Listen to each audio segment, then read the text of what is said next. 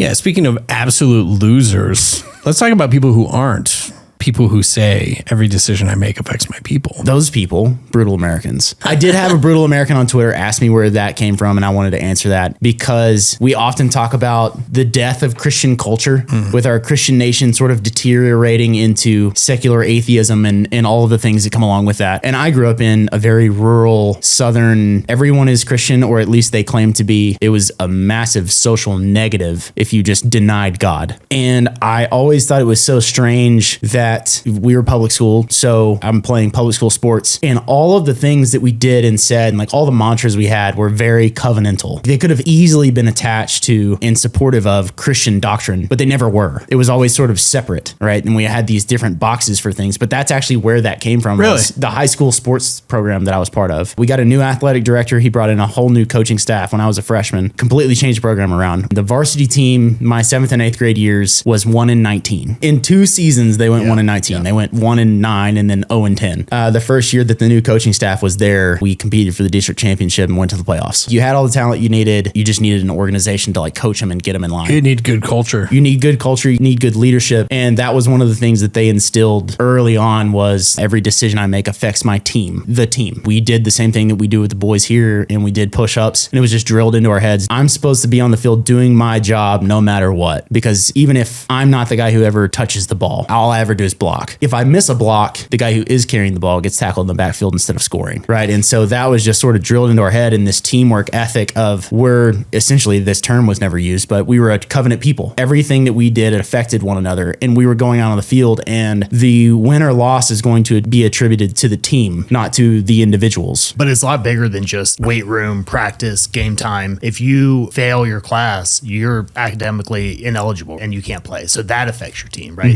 It's everything you do. What's funny is culturally how that has trickled down into Form 2. Like those guys are not in Titus 2. They don't lift weights. And every morning and at dismissal, I hear them across the hall doing, these are 4th, 5th, and 6th graders doing their push-ups just because the older kids are doing it. It's caught on culturally.